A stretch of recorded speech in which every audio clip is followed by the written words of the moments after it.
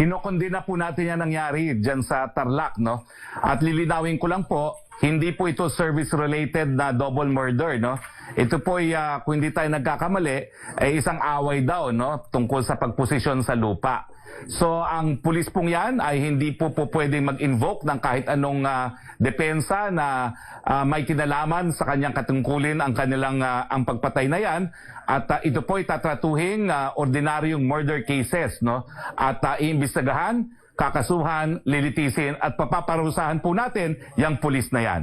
No ifs, no buts. Magkakaroon po ng katarungan dahil nakita naman po natin ang ebidensya ng pangyayari.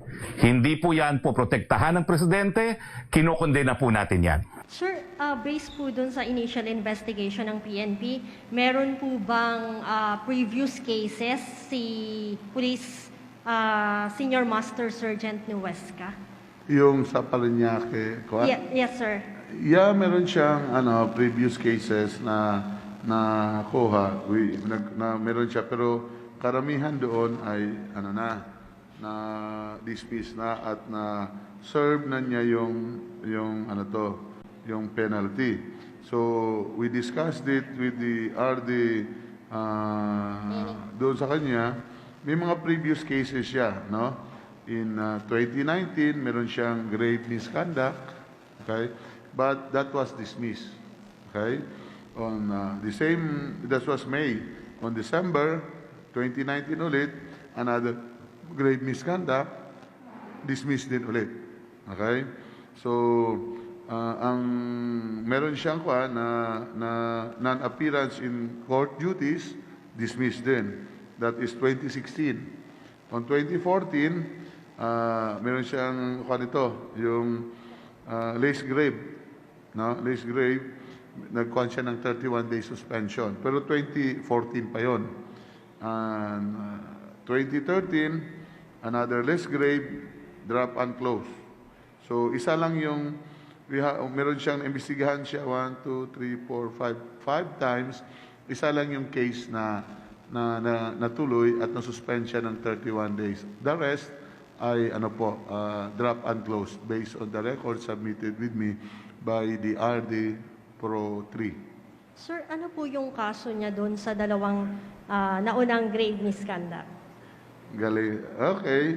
Ang case niya doon, which was being investigated by the IAS, is homicide. Okay? The latest case niya was committed on December 29, 2019, homicide.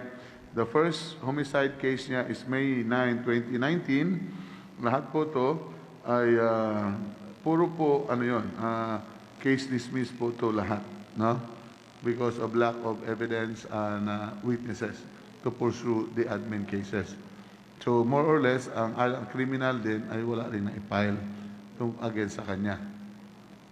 So, sir, anong panuntunan mo, sir, sa mga pulis na may mga kinakaharap na mga kaso?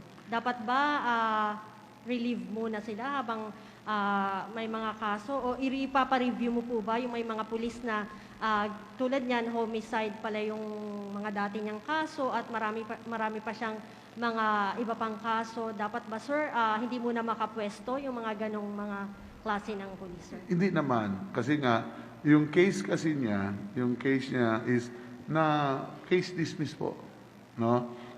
After he was investigated, na case dismissed, so wala namang kasong against sa kanya, so back to duty po siya.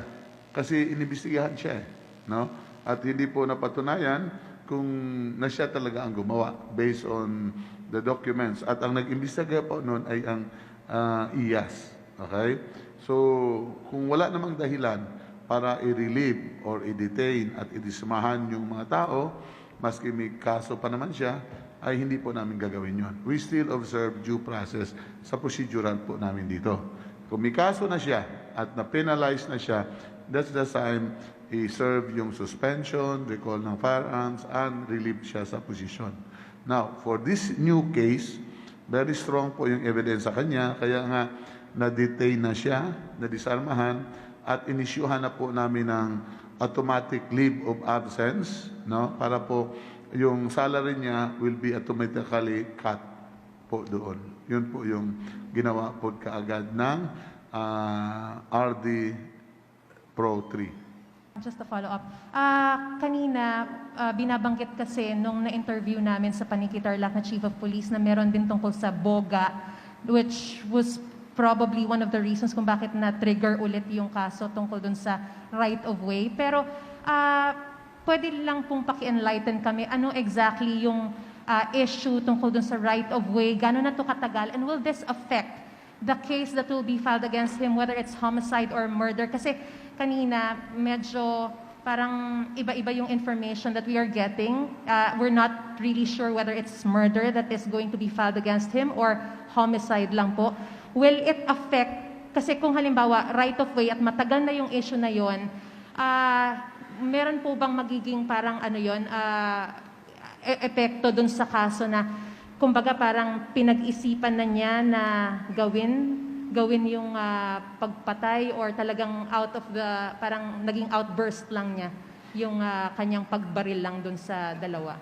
Una-una, ma'am, we will let our investigator do their job. Hindi ko po sila pangunahan at hindi ko rin alam kung bakit niya nagawa yon. So we let the investigator do their job. Hintayin natin kung ano po yung ipa-file nila na kaso. I will not state any specific case kasi nga baka maiba ang interpretations po ng mga investigator natin.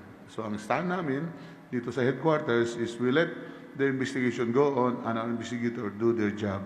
We'll just wait kung ano po i-file ng kaso at ano po ang na-find out nilang kadahilanan kung bakit nagawa po yun ng personnel namin. Thank you. Ms. Eunice Silerio, Filipino Mirror. Ma'am. General, good afternoon.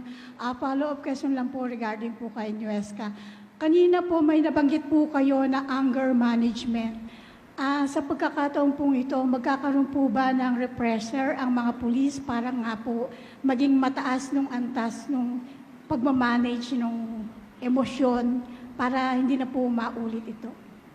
Yes, actually, kaya nga sabi ko nga kanina, kasi bago nagpunta kami doon sa inaugurations ng emergency health treatment, nandun yung neuropsychiatrist namin, na-discuss namin yon kung bakit may mga gano'n na insidente.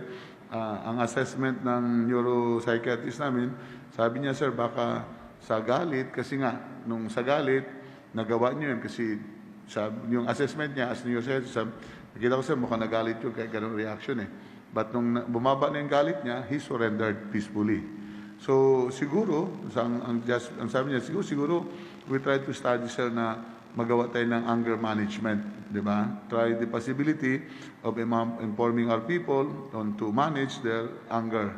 No? Kasi pag outburst, biglang makagawa ng masamang bagay. So it's just it's first an assessment given by our neuro psychiatrist based on that situation.